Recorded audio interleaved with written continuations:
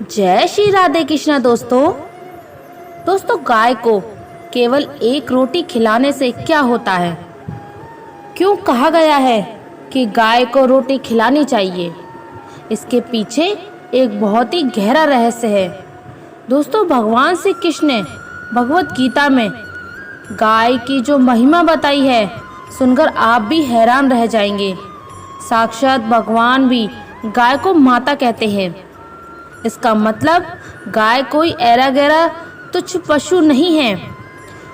देखने में से बहुत ही आम जानवर लगता है, लेकिन जब आप भक्ति की भावना से गौ माता के अंदर झांकेंगे तो आपको तीनों लोक गौ माता के चरणों में दिखाई देंगे। गाय की महिमा बहुत बड़ी है। जो भी इसको जान लेता है वह ना कभी दुखी होता है न गरीब। उसे ना यमराज के दूत छू सकते हैं और ना ही वह नरक जाता है। गाय को केवल एक रोटी खिलाने का पुण्य जान लोगे तो आप गौ माता को रोज रोटी खिलाने के लिए ढूंढते फिरोगे। इतनी महान और सामर्थ्यशाली है हमारी गौ माता, जो एक कंगाल को भी राजा बना सकती है। इसके पीछे एक बहुत ही प्राचीन, रोचक और रहस्यमय कथा है जो भगवान श्री कृष्ण ने नारद जी को सुनाई है, जो आज हम आपको सुनाएंगे। इसे सुनकर ही आपको पता चल जाएगा कौन है गौ माता, जिन्हें आप केवल एक साधारण पशु समझते हैं। क्यों ब्रह्मा विष्णु महेश गाय की पूजा करते हैं? क्यों सूर्यदेव गाय की आज्ञा लेकर ही उदय होते हैं और अस्त होते हैं? तो चलिए शुरू करते हैं। दोस्तों एक समय की बात है, देवर्षि नारद भगवान से कृष्ण से मिलने द्वारका गए हुए थे। नारद जी को देखकर भगवान श्री कृष्ण बोले, हे देवर्षि, आपका द्वारका में पुनः स्वागत है। मैं जानता हूँ कि आप किसी विशेष प्रयोजन से पधारे हैं। आप साक्षात ब्रह्म हैं। समस्त लोकों में निस्वार्थ घूमकर धर्म और भक्ति का प्रचार करते हैं। आपका आगमन सदा कदा विशेष प्रसंगों पर ही होता है। अतः आज अवश्य कोई गूढ़ विचार आपके मन में होगा। कृपया मुझे बताइए, मैं आपकी शंका का समाधान करने के लिए प्रस्तुत हूँ। यह सुनकर नारद जी मुस्कुराए और बोले, हे प्रभु, आपकी लीला अपरंपार है। आप अंतर हृदय में विराजमान हैं और सब कुछ जानते हैं। फिर भी आपने बड़ी विनम्रता से मुझसे पूछा। वास्तव में मैं पृथ्वी लोक में भ्रमण करते समय एक विचित्र दृश्य देखकर व्यथित हो उठा हूँ। मैंने देखा कुछ मनुष्य गौ माता की पूजा अर्चना करते हैं, उन्हें रोटी खिलाते हैं, उनकी सेवा करते हैं। वहीं दूसरी ओर कुछ दुष्ट प्रकृति के मनुष्य गौ पर अत्याचार कर रहे हैं, उन्हें मार रहे हैं, उनका शोषण कर रहे हैं। यह देखकर मेरा हृदय द्रवित हो जाता है, क्योंकि गौ माता तो निष्पाप होती है, वह मानवता को पोषण देती है, लेकिन फिर भी कुछ दुष्ट स्वार्थवश उनका वध करने से पीछे नहीं हटते। हे प्रभु, मेरे मन में यह प्रश्न जागा है कि जो मनुष्य गौ माता की सेवा, पूजा और रक्षण करता है, उसे उसका क्या फल मिलता है, और जो मनुष्य गौ पर अत्याचार करता है, उसे कौन सा दंड भोगना पड़ता है। भगवान श्री कृष्ण ने नारद जी की बात सुनकर कहा, हे देवर्षि, जो मनुष्य गौ माता की पूजा करता है, उनकी सेवा करता है, उसे इस लोक में भी और परलोक में भी अक्षय फल मिलता है। वहीं जो पापी गौ माता को अत्याचार करता है, वह अवश्य नरक के भागी बनते हैं। गौ माता की सेवा से सभी पापों के नष्ट हो जाते हैं, और जो सद्भावना से गौ माता की रक्षा करते हैं, वह मोक्ष का अधिकारी होता है। आज मैं आपको एक प्राचीन कथा सुनाता हूँ, जो सूर्यवंश के प्रतापी राजा दिलीप और दिव्य नंदिनी गाय से संबंधित है। इस कथा के श्रवण से मनुष्य को गौ सेवा की अपूर्व महिमा का भान होगा। नारद जी अत्यंत प्रसन्न हुए और बोले, हे प्रभु, ये मेरा परम सौभाग्य है कि मुझे आपके मुख से इस कथा को सुनने का अवसर प्राप्त हुआ है। आप कृपया इस कथा का विस्तार से वर्णन करें, जिससे मैं भी इसे आगे प्रसारित कर सकूं और समस्त मनुष्यों के हृदयों में गौ माता के प्रति श्रद्धा, प्रेम एवं भक्ति का संचार हो। भगवान श्री कृष्ण ने नारद जी से कहा, हे देवर्षि, प्राचीन समय की बात है। उस काल में वैवस्वत मुनि के वंश में अनेक प्रतापी राजाओं ने जन्म लिया था। उसी वंश में आगे चलकर एक राजा हुए महाराज दिलीप। वे बड़े ही धर्मपरायण वाले थे, सत्यनिष्ठा और पराक्रमी थे। उनकी ख्याति चारों ओर फैली हुई थी। प्रजा भी उनसे अत्यंत प्रेम करती थी। उनकी पत्नी सुदक्षिणा मगध देश के राजकुल में थी, जो स्वयं भी बड़े ही धार्मिक स्वभाव की थी। महाराज दिलीप और रानी एक दूसरे का सम्मान करते हुए सुख से जीवन व्यतीत कर रहे थे, किंतु एक ही बात थी जो उन्हें निरंतर व्यतीत करती रहती। उनके घर में संतान का अभाव, विवाह नहीं था। अनेक वर्ष बीत गए, किंतु संतान की प्राप्ति नहीं हुई। राजा और रानी ने कई यज्ञ करवाए, अनेक दान पुण्य किए, ब्राह्मणों की सेवा की, तीर्थ यात्राएं की, परंतु संतान सुख ना मिला। इससे दोनों हताश होने लगे। राजा दिन रात विचार करने लगे कि आखिर ऐसा कौन सा पाप या अपराध उनसे हुआ है जिसके कारण उन्हें संतान नहीं मिल रही है। एक दिन राजा दिलीप एकांत में बैठे सोच रहे थे, मैंने अपने राजधर्म का पालन किया, प्रजा को कष्ट ना होने दिया, हिंसा से दूर रहा, हवन यज्ञ करता रहा, फिर भी मुझे पुत्र प्राप्ति क्यों नहीं हो रही। इसी प्रश्न के उन्हें अत्यंत परेशान कर दिया था। उनके मन में आया ये उनके गुरुकुल महर्षि वशिष्ठ, जो अपने तप और ज्ञान के लिए विख्यात है, शायद इस समस्या का समाधान कर सकेंगे। ये विचार आते ही महाराज दिलीप ने रानी से परामर्श किया और दोनों गुरु वशिष्ठ के आश्रम जाने का निश्चय किया। उन्होंने अपने मंत्रियों को राज्य का प्रभार सौंपा और गुरु वशिष्ठ के दर्शन के लिए वन की ओर प्रस्थान कर गए। भगवान श्री कृष्ण ने कथा को आगे बढ़ाते हुए बताया कि गुरु वशिष्ठ का आश्रम एक घने वन में स्थित था। वहाँ का वातावरण अत्यंत पवित्र और शांत था। पशुओं का मधुर कलरव, पवित्र नदियों की कलकल ध्वनि और वृक्षों की छाया आश्रम को दिव्य बनाती थी। महर्षि वशिष्ठ अपनी पत्नी के साथ वहीं निवास करते थे। जब महाराज दिलीप और रानी वहां पहुंचे तो उन्होंने देखा कि महर्षि वशिष्ठ अभी अभी अपने नित्य कर्म, ध्यान, तप समाप्त कर बैठे हैं। उनकी पत्नी भी वहीं विराजमान थी। जैसे ही महाराज दिलीप अपनी पत्नी के साथ आश्रम पर पधारे तो महर्षि और उनकी पत्नी ने आदर पूर्वक राजा रानी का स्वागत किया और महर्षि वशिष्ठ राजा दिलीप से बोले, हे राजन, मुझे ज्ञात है कि आप एक महान सूर्यवंशी सम्राट हैं। आपकी प्रजा आपसे प्रसन्न है। आपका राजकाल भली भांति चल रहा है, फिर आप वन में क्यों पधारे?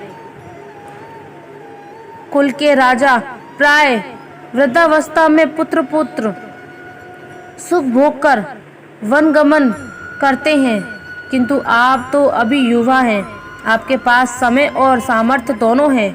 अवश्य कोई विशेष कारण होगा जो आपको यहाँ ले आया।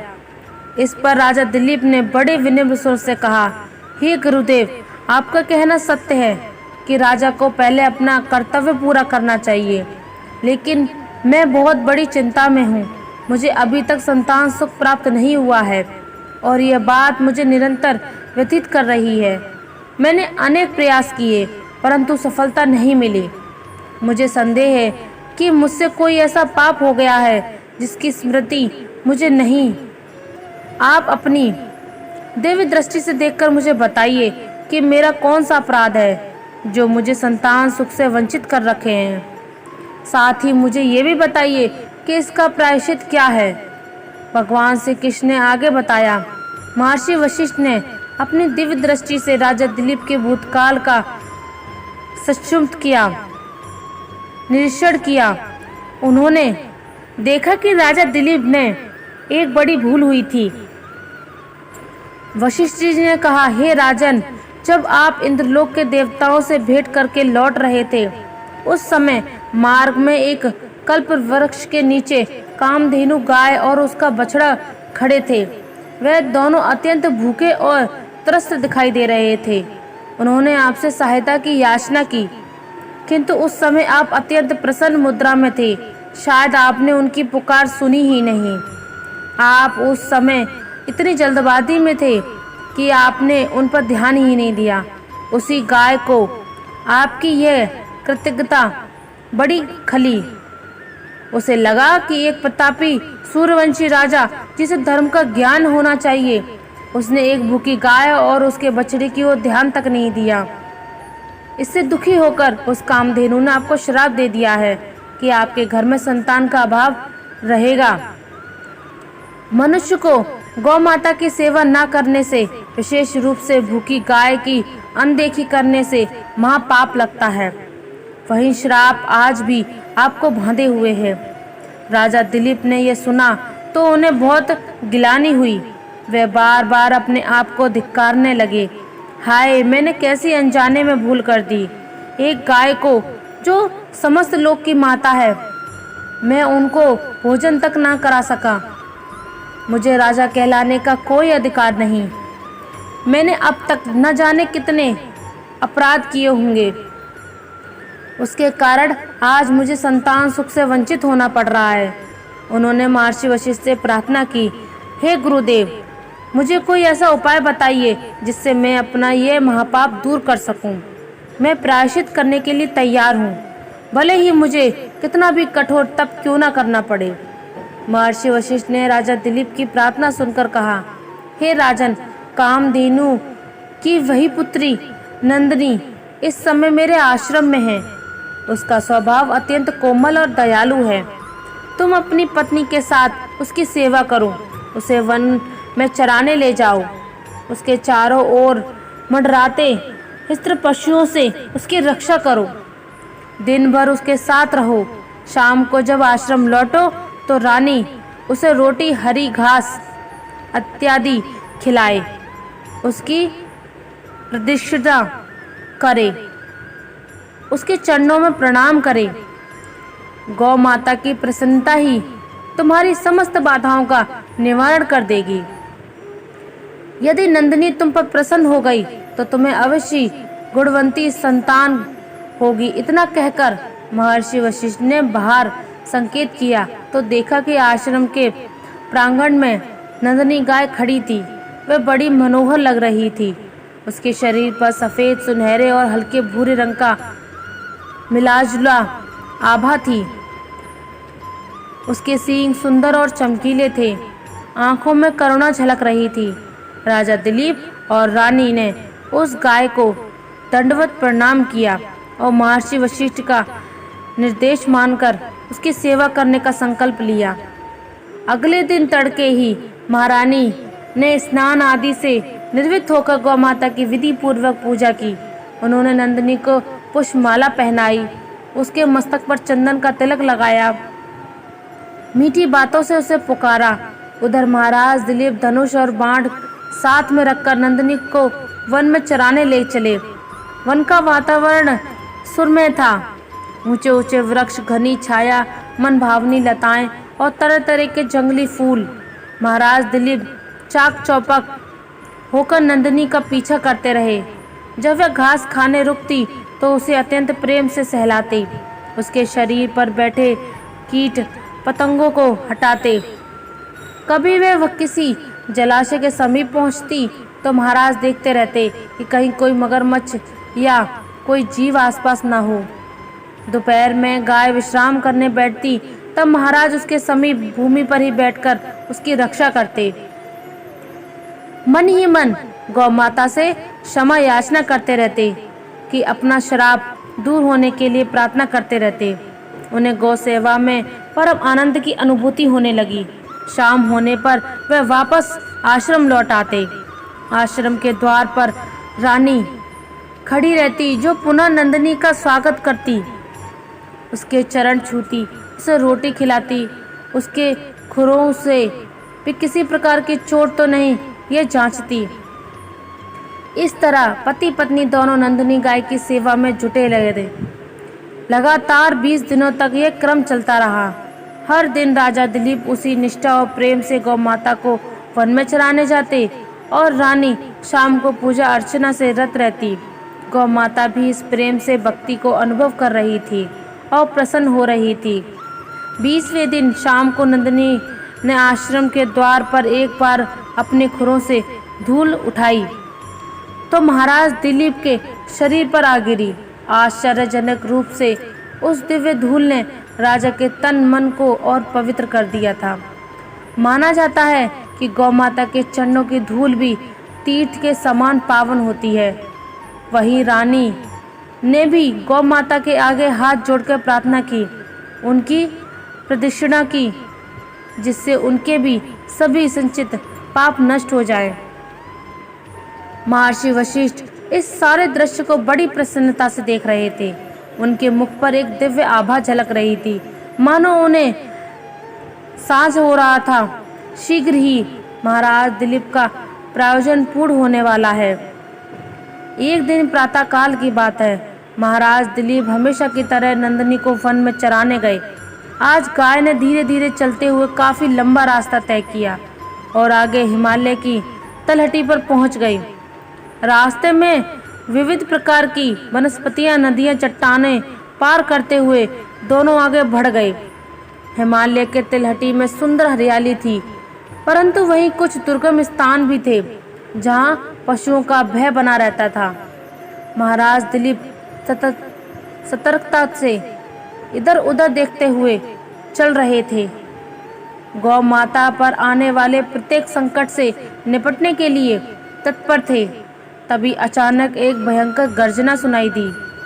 महाराज ने मुड़कर देखा तो पाते हैं कि एक विशालकाय सिंह अचानक प्रकट हुआ और नंदिनी पर झपट पड़ा। सब कुछ इतनी जल्दी हुआ कि राजा को संभलने का अवसर ही नहीं मिला। सिंह ने अपने मजबूत जबड़ों से गौ माता को दबोच लिया। वह दर्द भरी आवाज में चिल्लाने लगी। राजा दिलीप तुरंत त्वरित गति से आगे बढ़े। उन्होंने अपना धनुष निकाला, बाण प्रज्वलित किया और सिंह को मारने के लिए निशाना साधा। परंतु जैसे ही सिंह ने उसकी ओर क्रोध भरी दृष्टि डाली, राजा के शरीर में अजीब सी कंपन फैल गई। उसके हाथ शिथिल गए। वह बाण छोड़ना तो दूर, धनुष ताने भी नहीं असमर्थ हो गया था। सिंह ने मानो मनुष्य की भांति वाणी की। वह बोला हो, हे राजन, मैं कोई साधारण सिंह नहीं, बल्कि भगवान शिव की प्रेरणा से यहाँ विचरण करने आया हूँ। एक दिव्य प्राणी हूँ। शिव जी स्वयं मेरी पीठ पर पैर रखकर नंदी पर विराजते हैं और मुझ में उनकी तांत्रिक शक्ति विद्यमान है। तुम मुझे मारने में समर्थ नहीं हो सकते। यदि तुम्हें प्राण प्यारे हैं तो यहाँ से चले जाओ। यह गौ आज मेरी भूख शांत करने के लिए विधाता द्वारा नियत है। यह सुनकर राजा दिलीप का हृदय द्रवित हो उठा। वह बोले, हे मृगराज, ये नंदिनी कोई साधारण गाय नहीं, महर्षि वशिष्ठ की गौ माता है। इसकी हत्या से तुम्हें महापाप लगेगा। फिर भी यदि तुम अड़े हुए हो तो तुम्हें एक विनती करता हूँ, मेरी प्राण बलि स्वीकार कर लो। इस गाय को छोड़ दो। मैंने गुरुदेव को वचन दिया है कि मैं इस गाय की रक्षा के लिए अपने प्राण भी न्यौछावर कर दूंगा। तुम मुझे मारकर अपनी भूख शांत कर लो, पर नंदिनी को मत मारो। इसके बिछड़ने की याद करो। वह घर पर है। माँ के बिना बछड़ा कैसे जीवित रहेगा। मैं एक राजा हूँ। प्रजा की रक्षा मेरा धर्म है और गौ माता की रक्षा भी उसी धर्म का अंग है। इतना कहकर राजा दिलीप ने अपने धनुष बाण अलग रख दिए और सिंह के समक्ष खड़ा हो गया। नतमस्तक हो गए। वे आंखें बंद करके बोले, महादेव के दूत, यदि तुम्हें भूख शांत करनी है तो मेरा शरीर लो, लेकिन गौ माता को जीवन दान दो। आश्चर्य की बात यह हुई कि जैसे ही राजा दिलीप ने ये वचन दिए और अपने प्राण त्याग करने का तत्पर हो गए, उन्होंने देखा कि सिंह का भयंकर रूप कहीं अदृश्य हो गया और नंदिनी भी स्वतंत्र खड़ी थी। राजा चकित होकर इधर उधर देखने लगे। तभी उन्हें एक मधुर वाणी सुनाई दी, हे राजन, तुम अपना त्याग मत दो, यह सब मेरी ही माया थी। महाराज दिलीप ने आंखें खोली तो पाया कि नंदिनी उनके समक्ष वैसे ही खड़ी है, पूर्णतया सुरक्षित। उसके शरीर पर कहीं भी घाव नहीं है। अब वह शांति से जुगाली कर रही है और उसकी आंखों में राजा के प्रति आभार और भाव झलक रहा था। नंदिनी ने मानवीय वाणी से कहा, हे राजन, मैं कोई साधारण गाय नहीं, स्वयं कामधेनु की पुत्री हूँ। तुम्हारी परीक्षा लेने के लिए ही मैंने सिंह का रूप धारण किया था। ये देखना चाहती थी कि तुम गौ रक्षा के लिए सचमुच कितने तत्पर हो। तुम अपने प्राण त्यागने को तैयार हो गई। ये तुम्हारी उत्तम भक्ति और त्याग का परिणाम था।